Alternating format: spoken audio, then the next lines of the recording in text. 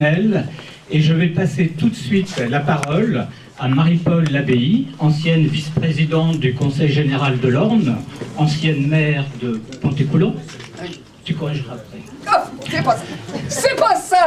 Ancienne fondatrice du groupement régional des associations de protection de la nature, et puis membre et présidente de plein d'autres associations, dont notamment l'association des chemins du Mont-Saint-Michel.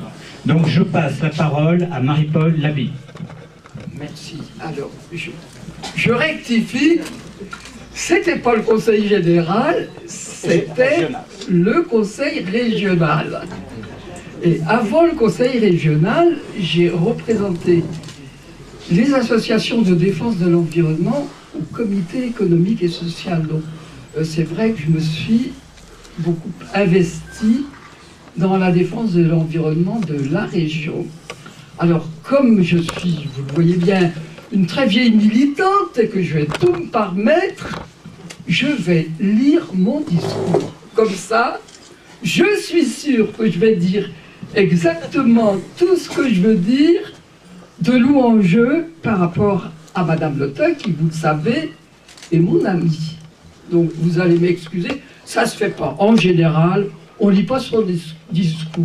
Mais, bon, je me suis dit que vous alliez m'autoriser. Non, je ne vais pas monter là, parce que si je tombe, alors là, c'est la catastrophe. Bon. Alors, d'abord, je vais vous dire que je trouve que c'est quand même formidable que nous soyons si nombreux ici à entourer Nicole pour, vous savez, qui a reçu une distinction, l'ordre du mérite national, qu'elle mérite évidemment bien. Alors, comme on est très nombreux ici, c'est en votre nom à tous que je vais faire, évidemment, son éloge. Moi, je ne suis, en fait, vous, ses amis, que votre porte-parole. Alors, on est nombreux ici, mais il n'y a pas que nous qui sommes ici, parce qu'avec Nicole sont rentrés les bourgeons qui s'ouvrent, le vent dans les arbres, le chant du ruisseau sur les cailloux, tout ça, et qui sont rentrés avec elle parce que Nicole les porte en elle. Alors, ils sont là tous avec nous. Et moi, je suis fière et émue, forcément, je suis fière et émue, parce que si Nicole est une grande militante de l'environnement, c'est aussi mon amie, vous l'avez compris. Et tout ce que je vais dire par rapport au bénévolat, à l'engagement, au courage, au travail, je le pense parce que je la connais bien et que tout ça, ça va être vrai. Alors, je vais vous la présenter, Nicole. Je vais vous présenter sa personnalité. Alors pour moi, Nicole, elle a deux facettes. Alors il y en a une que vous connaissez bien, c'est la scientifique, la chercheuse, la femme de terrain, la pédagogue, la femme qui fait aussi des dossiers, c'est aller trouver les administrations, c'est faire passer la défense de l'environnement. Alors ça, évidemment, ça demande énormément de travail. Je l'ai fait aussi, vous le savez, donc je sais le travail que ça demande d'intervenir en faveur de l'environnement. Mais ce que vous connaissez peut-être moins, c'est l'autre facette de Nicole, c'est la baroudeuse, c'est la voyageuse, c'est la personne qui s'en va dans les déserts. Et alors là, ça, je vais un peu vous raconter, parce que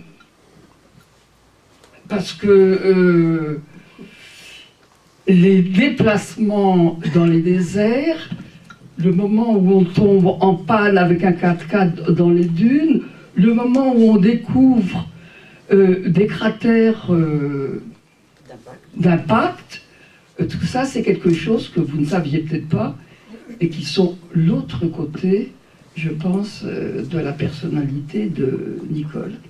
Alors je voudrais vous dire, bien sûr, ce que Nicole a fait pour l'environnement. Alors vous devez connaître Elle, en tant qu'enseignante, parce qu'elle était enseignante à Putange, si ma mémoire est bonne, à Écouché aussi. Donc elle a emmené ses élèves sur le terrain, elle leur a appris, c'est une pédagogue. Mais il n'y a pas que ce côté-là. Nicole, c'est aussi une militante. Et nous, je vais vous dire, quand on s'est rencontrés, c'est au moment où il y a eu un projet, je ne sais pas si vous en rappelez, d'enfouissement des déchets hautement radioactifs dans les granites d'Atis. Et à ce moment-là, j'avais un collègue au conseil régional qui était le maire d'Atis, Maurice Drouon, dont vous vous souvenez sans doute. Il m'a dit, mais va donc trouver quelqu'un de très bien qui va venir travailler avec toi. Je connais quelqu'un de très bien, c'est Madame Nicole Lotin. Et à ce moment-là, j'ai été chercher Madame Nicole Lotin et on a créé une association qui s'appelle TECEDRA, tous ensemble contre l'enfouissement des déchets radioactifs. Et on a créé une structure, on était 4-5 femmes engagées, on va dire. Nicole en est devenue présidente, et grâce à sa compétence, sa méthode, son côté scientifique, on a réussi, TECEDRA, à regrouper toutes les grandes structures concernées par ce problème d'enfouissement des déchets radioactifs, que ce soit les randonneurs, les pêcheurs, les associations de défense de l'environnement, les maires ruraux. Les syndicats agricoles. Absolument, les syndicats agricoles. Tout ça, et ça faisait à peu près 50 000 personnes. Donc Nicole est devenue présidente de cette association et grâce à sa compétence, on a réussi à faire repousser ce projet, puisque vous vous en rappelez peut-être pas, mais en fait, les déchets nucléaires hautement radioactifs ne sont donc pas chez nous, et ils sont toujours enfouis à Bure, dans la Meuse, où il y a le grand stockage de déchets. Je vais reprendre mon discours, hein, vous m'excusez, parce que sans ça, je ne vais pas tout dire. Mais moi, je voudrais tout dire. Je voudrais tout dire. Alors, vous savez bien que Nicole, outre, je rappelle tous ses mérites, hein, vous savez bien qu'elle est aussi, non seulement elle a créé Val d'Orne Environnement, vous regardez tout ce que fait Val d'Orne, voilà, elle en est devenue présidente. Donc, elle intervient aussi dans des tas de représentations du monde associatif, le SAGE, les PLU, les POS, je vais pas tous les citer parce que ce serait trop long. Alors maintenant, je vais vous dire moi ce que je pense au sujet de l'environnement. Je pense que le mérite de Nicole, parce qu'on va parler du mérite, hein, ça a été d'être un précurseur. Ça a été d'être un précurseur au moment où vous voyez où il y avait des grands drames de l'environnement. Alors je vais en prendre la liste simplement parce que vous les avez peut-être un petit peu oubliés, mais le monde a oublié. Le monde a oublié ces grandes catastrophes, l'empoisonnement au mercure de la baie de Minamata, oublié les marées noires du Torrey Canyon et de la Moco-Cadix, l'accident de l'Union Carbide à Bhopal, 50 000 morts, quand même, 50 000 morts, avec les blessés. Hein. Oubliez l'accident du réacteur, le 3000 Island, vous vous rappelez? Je ne sais pas, on ne se rappelle pas forcément. L'explosion de la centrale atomique de Tchernobyl. Oubliez même Fukushima en ce moment, qui est en train toujours d'émettre des déchets radioactifs qui vont dans la mer. Donc toutes ces catastrophes, à mon avis, n'ont pas tellement mobilisé l'opinion publique. Et c'est pour ça que je vais revenir à Nicole. Parce que finalement, je crois que le travail pour l'environnement, il se fait avec des actions comme celle de Nicole, de défense de pas à pas, d'investissement personnel, d'éthique, de travail, de présentation des dossiers, de transmission de sa compétence, de transmission aux autres, de sa passion de la terre. Bon, je pense que c'est ça, moi, qui va faire avancer, ce que je pense qui est quand même crucial pour notre époque, les problèmes de défense de l'environnement. Il n'y a qu'à regarder, en ce moment, moi j'ai parlé des grandes catastrophes, mais les pollutions cumulatives, continues, de l'eau potable, de l'air, et il n'y a qu'à regarder, puisque il y a 2 jours, on était nous-mêmes atteints par les particules fines. Je ne vous parle pas de l'amiante, Nicole vous en parlera peut-être, mais je vous parle seulement des particules fines. On était sous le vent, ici dans notre bocage qui paraît tellement préservé. Donc on est aussi sujet au changement climatique, puisqu'en ce moment même, au Chili, il y a des torrents de boue qui se déversent à cause des pluies torrentielles. Donc tout ça, je pense que c'est un des problèmes essentiels du siècle dans lequel nous sommes entrés, du XXIe siècle. Et donc je pense que c'est le travail de Nicole, mais votre travail, je pense, à tous, puisque vous êtes certainement tous des amis, des défenseurs de l'environnement, qui va faire que l'opinion publique sorte de la fascination qu'on a pour la technologie et devienne un peu plus responsable vis-à-vis de notre terre, puisqu'on n'en a qu'une, hein, et s'en aille vers un développement plus sobre. Donc c'est en votre nom à tous. Et là, je vais reprendre alors... je vais être très heureuse, je vais vous dire très heureuse, de pouvoir, en votre nom, remettre.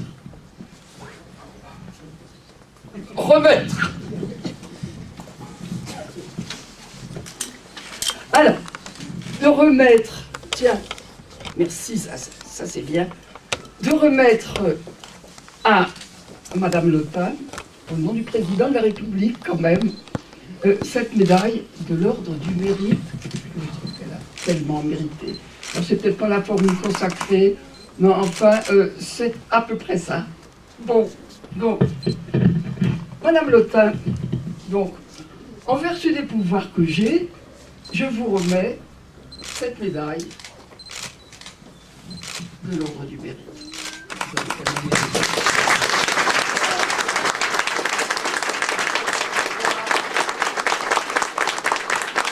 C'est bien la transmission.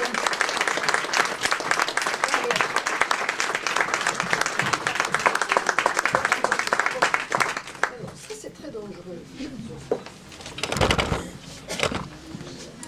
Moi, maintenant... Qu'est-ce qui se passe? Il y a un problème?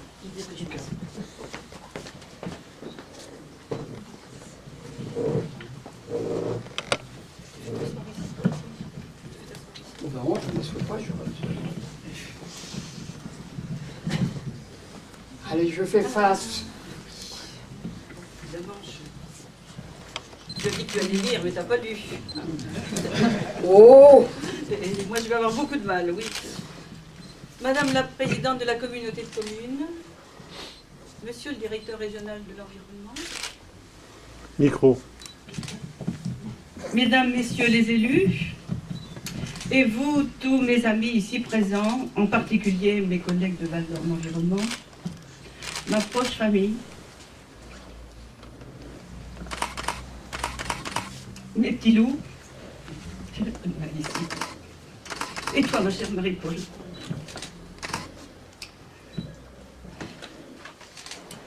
Merci à tous de partager avec moi ce moment d'émotion. Recevoir l'Ordre national du mérite est pour moi à la fois un grand plaisir et un honneur. Cette attribution me réconcilie avec moi-même et avec mes doutes sur les motivations qui ont conduit mes actions durant de nombreuses années. Mais avant tout, je la reçois comme une récompense et comme une reconnaissance des actions menées avec tous, tant sur le plan professionnel que sur le plan associatif. Actions toujours orientées vers l'environnement de la planète et de notre région normande. Quand j'étais enfant, ma grand-mère Rachel me faisait découvrir la nature par des chemins de Morteau-Colibœuf. Une nature qui n'était pas avare d'insectes, de papillons, d'oiseaux. Et les anciens accordaient beaucoup de soins à protéger leurs haies et leurs zones humides. Le déclic de la botanique, je le dois à un professeur de sciences à la retraite, mademoiselle Le Borgne. Elle parcourait les champs et les bois autour de falaises, sur les pas d'Alphonse de Brébisson, son mentor. Souvent, elle m'a autorisé à la suivre et à herboriser avec elle. Quand il fut question de faire quelque étude, mes passions me poussèrent vers les sciences biologiques et les sciences de la nature. Je devins professeur de SVT avec le désir de faire partager aux enfants les beautés de la nature et de leur faire comprendre qu'il était nécessaire de mieux l'étudier pour mieux la protéger. Malheureusement, les sciences naturelles en vase clos, comme les programmes le préconisent souvent, ont des limites. Les élèves aiment à toucher du doigt le réel, le vivant. Ils veulent découvrir le milieu dans lequel ils vivent et s'épanouissent. Le bocage normand est riche de vie et les enfants aiment en découvrir les nombreuses faces cachées. J'ai eu à ce moment la chance de rencontrer des collègues motivés et totalement impliqués dans leurs actions éducatives. Avec leur concours, nous avons pu mettre en projet des classes vertes, d'abord dans le Dauphinais, puis nous abordâmes le passé de l'homme de Tautavel, l'analyse des paysages avec la Sologne à travers l'univers littéraire d'Alain Fournier sur les traces du Grand Môle, etc. Après bien des années, l'état fit droit de mon repos professionnel éternel. Si pour certains l'enterrement fut première classe, Val d'Orne Environnement, que nous avions créé quelques années auparavant, fut un havre d'attache. Les nombreux membres d'alors m'en confièrent la présidence. Ce fut une relance tant dans les activités que dans les pratiques de nouvelles matières. Avec les collègues de Val d'Orne Environnement, nous mîmes en place des sorties grand public et des activités de terrain. Il s'agissait de faire connaître la flore, la faune locale. On observa les mammifères, les oiseaux, les amphibiens, les papillons, d'abord ceux du jour, puis avec l'équipement que VOE construisait ou les pièges que l'association s'était équipée, les papillons de nuit. En 2008, nous abordâmes des éléments d'études plus spécialisés. Les lichens, témoins de la qualité de notre milieu, furent alors l'objet d'un colloque international avec VOE comme support, c'est-à-dire Val d'Orne Environnement, tout le monde avait compris, la Société linéenne de Basse-Normandie et l'Association française de lichénologie comme partenaire. Au fil des années, nous nous positionnons comme un interlocuteur local majeur sur la qualité de l'eau et sur les eaux de consommation humaine. Nous étudions avec soin et nous suivons les impacts des pesticides, la dégradation des paysages. Nous participons activement au classement des haies, des murets traditionnels. Nous faisons l'inventaire des zones boisées, des chemins d'intérêt, des mares, etc. Val d'Orne Environnement devient un interlocuteur de la puissance publique et participe au remembrement. En liaison avec la préfecture et plusieurs grands services de l'État, VOE est consulté et dispense ses connaissances des milieux et des savoir-faire. Nous apportons du conseil au plus local, aux sages, dans le seul but de protéger la ressource naturelle. Les politiques et les professionnels exploitants nous consultent pour de nouveaux projets, mais aussi parfois nous combattent ou critiquent pour notre protectionnisme un peu trop protectionniste. VOE s'engage chaque fois que les projets sont mis en route en dehors de toute politique et de tout débat partisan. En 2000, nous croisons Marie-Paul lors d'une manifestation devant les grilles de la préfecture. Vous le saviez déjà. L'enjeu était de taille, l'enfouissement de déchets hautement radioactifs et à longue vie dans Garnier d'Atis. Le soir même, Marie-Paul, moi-même et 3 autres femmes créons Tessedra. Dans les années 70, Marie-Paul, tu prends la tête d'une campagne anti-amiante. Ton combat local dans la vallée de l'Avers, puis national sur la toxicité de l'amiante et surtout ta pugnacité, te permettent d'obtenir des décrets réglementant l'usage de l'amiante, la reconnaissance des maladies professionnelles liées à la substance. Dans les années 80, tu crées l'association Rivière et Bocage pour faire de l'insertion valorisable et utile de personnes en difficulté. Ce fut un succès. En 82, tu fédères les associations de protection de l'environnement en créant le GRAP, Groupement régional des associations de protection de l'environnement, qui regroupe à ce jour, je crois, on ne va pas me démentir, environ 70 associations. Initiatrice de la renaissance des chemins de pèlerinage du Mont-Saint-Michel, tu crées en 1998 les chemins du Mont-Saint-Michel, puis en 2014 l'Union européenne des sites et des chemins de Saint-Michel, dont tu es la présidente. Au Conseil économique et social, on te trouve vice-présidente en charge de la commission, devinez, aménagement rural, tourisme et environnement. Puis, au Conseil régional que tu rejoins en 1992, tu es vice-présidente en charge des problèmes de l'environnement. L'environnement a toujours été ton fil d'Ariane. Selon toi, oublier la nature, c'est détruire l'homme.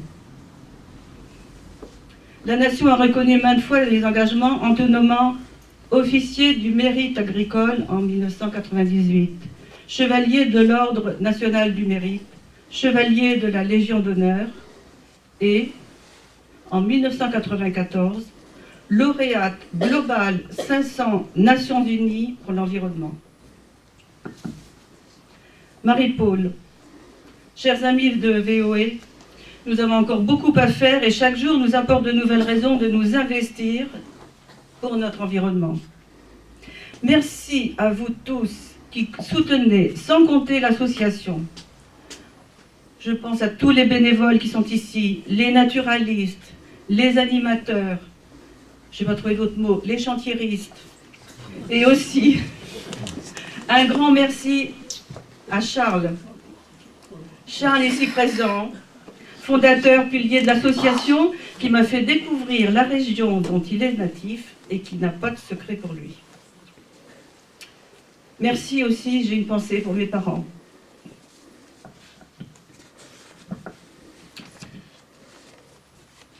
Henri et Paulette, qui dotés de leurs modestes moyens, mais avec une immense bonté et leur attention, ont fait de moi ce que je suis, et ils seraient très fiers. Ce jour est pour moi un jour heureux, entouré de ma famille, de vous, mes amis, venus me témoigner votre profonde amitié. Un grand merci à vous tous, et je vous convie au verre de l'amitié du pays normand.